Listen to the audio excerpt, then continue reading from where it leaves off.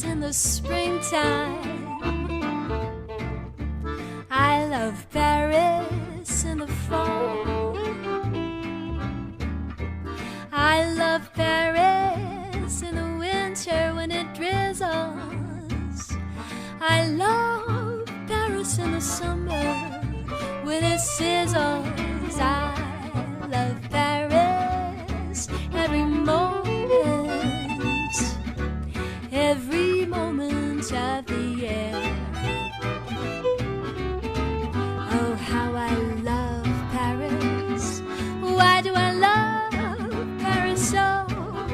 Because my love is near.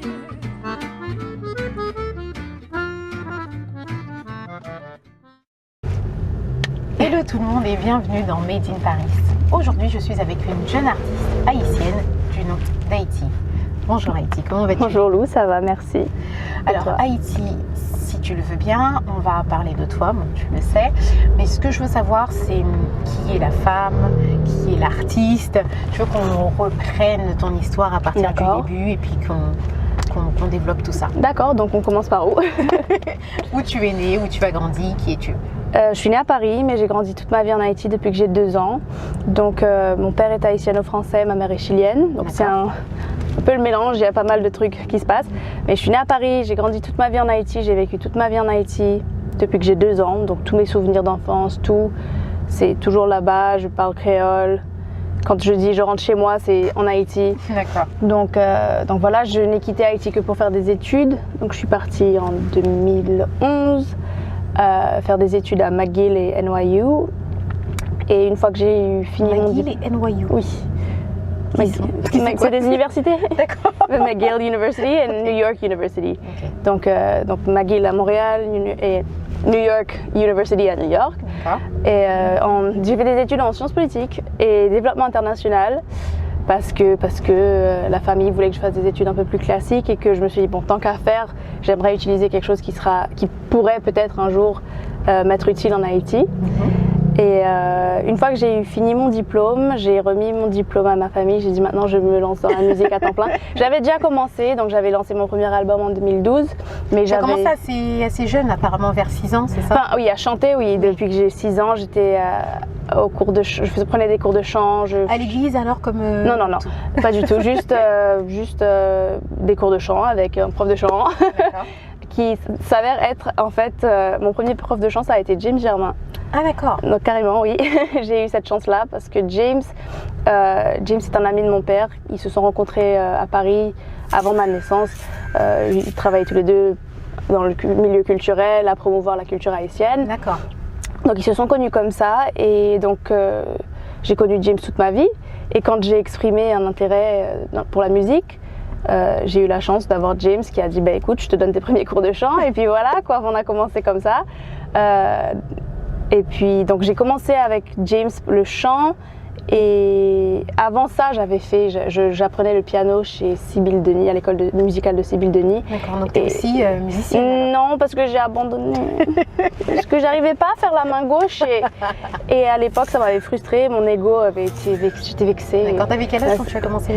J'avais mon premier solo, donc c'était à cette école de musique, on avait fait un comment tu dis, enfin, un petit spectacle, ouais, un récital, c'est un petit spectacle à la fin de l'année de Noël et moi je chantais le solo dans Petit Papa Noël. Et donc c'est là que j'ai commencé à vraiment me dire ah j'aime bien ça, etc. Que j'ai demandé à prendre des cours de chant, j'ai chanté avec James. Après bon en Haïti et au lycée, j'étais au lycée français et il n'y avait pas énormément ça poussait pas énormément pour ce qui soit spectacle, tout ce qui est art. C'était plutôt académique.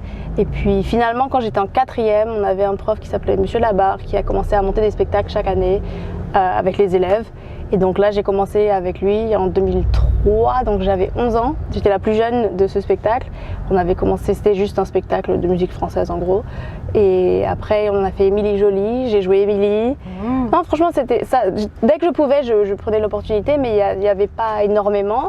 Et puis après le tremblement de terre, on va dire, ce qui va, sans mauvais jeu de mots, ce genre de truc ça vous secoue, ça vous fait tout remettre en question. Oui. Et moi, j'étais partie pour faire des études comme les parents. Vous savez, quand on dit à des parents qu'on veut être artiste ou chanteur, en général... Surtout les parents haïtiens.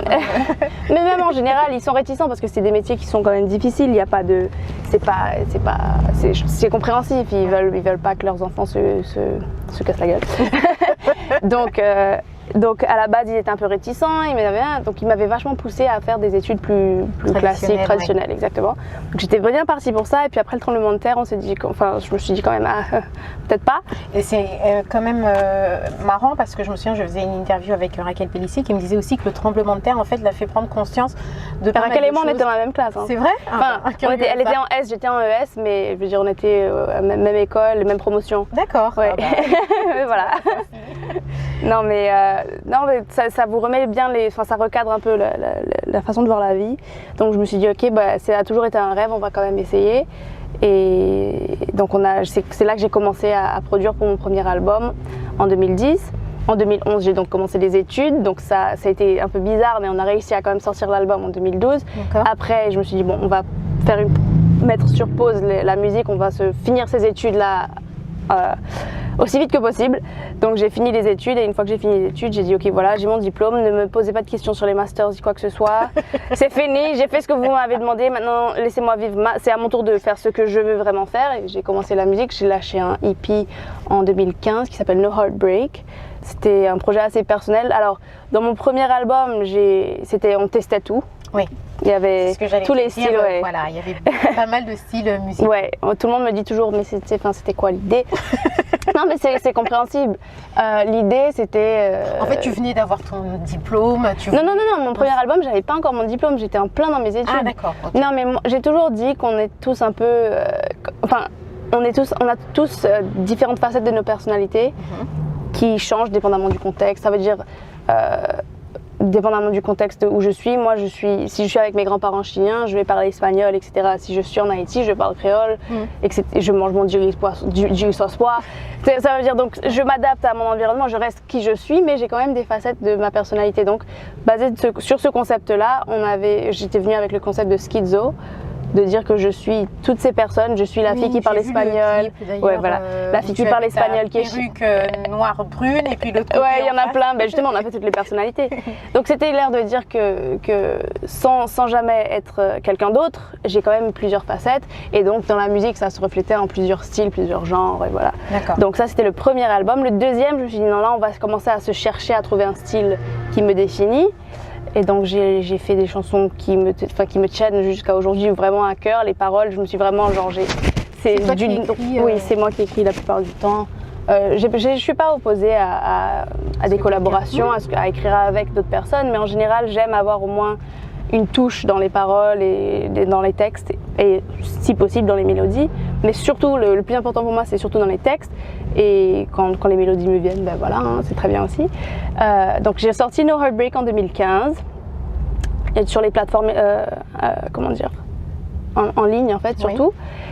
Oui. Et j'ai fait deux, trois petits trucs à droite à gauche, deux, trois petits de la scène. Mais je me suis dit en fait que je voulais jouer en Haïti, et je me suis dit mais c'est pas des chansons pour le public haïtien. Oui. Alors je me suis dit tiens, comment est-ce que je pourrais me créer un registre un peu plus typique? Non, pas forcément typique. À la base, je voulais un truc qui puisse passer, que le public haïtien recevrait bien, parce qu'ils sont... En restant toi-même. En restant moi-même, voilà. C'est comment je fais de la musique qui passerait bien en Haïti, qui reste en restant fidèle à moi-même. Et de là est parti le concept derrière les dernières chansons que j'ai lancées, donc Voodoo You Do Zeptima. Et il y a un hippie qui vient basé sur ce concept, c'est de prendre un élément traditionnellement haïtien ou typiquement haïtien et de le tourner dans une façon un peu pop, ou quel que soit le genre qu'on veut y attribuer. Mais je dis pop parce que je veux que ça soit populaire, que tout le monde puisse entendre et se dire ah ça c'est cool. Ça veut dire un Parisien né à Paris qui est de deux parents français puisse entendre et dire ah ça c'est cool, et après se rendre compte que ah tiens c'est haïtien, mais que un haïtien se dise ah ça ressemble à qui saute la caille. Donc je veux garder un peu des éléments des deux. Donc, en fait je voyais dans une interview que tu disais carrément que tu voulais en fait comme si créer un nouveau style. Ouais. Avec pardon. Qui reprendrait la culture haïtienne, mais en gros qui serait universel. Oui, bah c'est ça en fait. C'est quand je dis ça, je veux toujours spécifier qu'il n'y a rien de mal avec le traditionnel. Les musiques traditionnelles sont magnifiques. La seule chose, c'est que j'aimerais justement montrer cette richesse culturelle qu'on a chez nous, la prendre et la mettre un peu à un niveau, comment dire, plus à la mode, plus récent, plus ce qui se fait en ce moment. Donc oui, j'essaie de créer un genre, c'est pas pour être prétentieuse ni quoi que ce soit.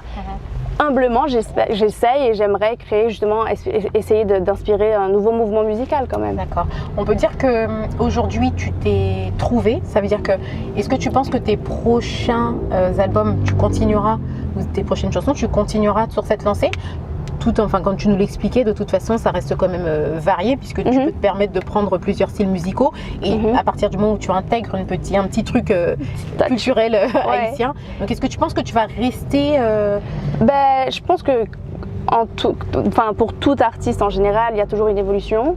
Donc, j'ai pas envie de dire que je vais rester parce que j'ai pas envie de m'enfermer non plus dans le concept. D'accord. Mais là, je vais sortir un EP. Donc, un EP, c'est comme un album, mais plus court. Au lieu de 12, j'aurai sûrement 6 chansons.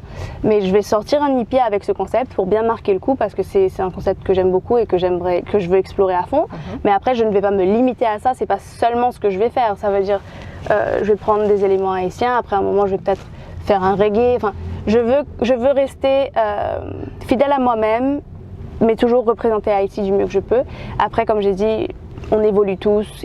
Maintenant, il faut que j'essaie de voir comment je peux intégrer les textes qui sont plus... Parce que là, pour Voodoo You, Zeptima, je me suis amusée. J'ai fait quelque chose d'ailleurs qui, pour moi, c'était nouveau parce que d'habitude, quand j'écris, c'est plus lourd, c'est plus sombre.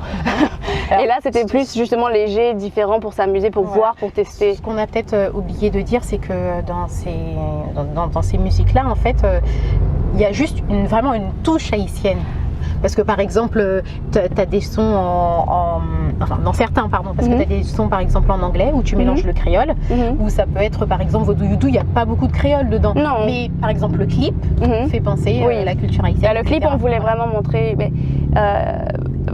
C'est ça l'idée, c'est de toujours regarder une touche, c'est pas forcément d'être complètement haïtien. Par exemple, Zeptima, c'est un medley de chansons qui existaient déjà, des chansons typiquement haïtiennes en créole, donc toute la chanson est en créole. Oui. Mais la musique, pas du tout. Ouais. Il y a juste une guitare très très très forte, mais justement, je pense que n'importe qui peut l'entendre cette chanson et aimer, même s'ils comprennent pas. Parce que la musique, après un moment, c'est pas seulement les mots, c'est aussi la rythmique, c'est aussi la réaction des gens. D'ailleurs, on a pu le voir pendant le concert, les voix d'Haïti, puisque ça a bien bougé. Et c'était la première fois que tu venais sur scène à Paris? À Paris, oui, c'est la première fois. J'étais bien nerveuse d'ailleurs. Je sais pas si ça s'est vu, mais moi, à parler, à mes interactions avec le public, je me suis dit, Haïti, tu es nerveuse. Mais ça s'est bien passé, le public était très très chaleureux, tout le monde dansait à la fin, donc moi je suis très contente. Exactement, donc peut-être qu'on te reverra prochainement, j'espère. Pas si c'est encore prévu, mais... Pas encore prévu, mais j'espère quand même. D'accord. Vous m'entendez? Beaucoup de personnes te comparent à Shakira. On dit de toi que tu es la Shakira haïtienne. Ouais, je pense que c'est les cheveux blonds en fait et bouclés. Mais tu danses pas comme Shakira. Non, je pense que je danse, mais pas forcément comme Shakira. Mais écoute, c'est un compliment que je prends très bien. Moi, Shakira, c'est quelqu'un que j'avais c'était un poster que j'avais dans ma chambre à 2 ans. Enfin, c'était Beyoncé, Shakira, Avril Lavigne. Pas exactement pareil, mais c'est les 3 albums que je connaissais par cœur. C'était bien ces 3-là. Et donc, si on me dit que je ressemble à Shakira, moi je prends. Même après, j'aimerais bien aussi être, au lieu d'être la nouvelle Shakira, j'aimerais juste être Haïti. Donc, c'est ça. Mais j'accepte. D'accord. Humblement. Écoute, tu nous disais que tu préparais, là tu allais préparer EP, tu appelles ça EP? EP, Extended Play, ça veut dire. D'accord, avec 6 derniers morceaux, c'est prévu pour quand à peu près? J'espère, si tout se passe bien, que ça sorte vers mars de l'année prochaine. Ah, c'est récent, c'est dans pas longtemps. C'est dans pas trop longtemps. Non, mais il y a des chansons qui sont prêtes là. Il y aura Voodoo You, il y aura Zeptima. Il y en a une que j'ai jouée d'ailleurs encore ce dimanche passé là, aux Voix d'Haïti. Et puis il y en a au moins 2 autres qui sont presque. Non, il y en a une autre qui est carrément prête et une autre qui doit juste être mixée. Et puis donc il m'en reste une à faire. Alors rendez-vous en mars 2018. Ouais. Eh bien écoute Haïti, je te remercie vraiment pour le moment que nous avons passé. Je te souhaite bonne continuation. J'espère qu'on aura l'occasion de se revoir en mars 2018 à l'occasion de la sortie de ton album. J'espère. Mais là, il faut que vous veniez en Haïti. Peut-être qu'on fait le tour en tap-tap. Il n'y a pas de souci, nous qu'à gérer tout ça. J'espère. Okay. Merci à toi et merci, puis encore une Lou. fois bonne continuation. Et d'ailleurs, petit clin d'œil, Lou, c'est le nom de ma sœur. Voilà, on était fait pour se rencontrer. Il fallait qu'on se rencontre, c'était obligé. Merci à tous, à la prochaine fois. That's all right.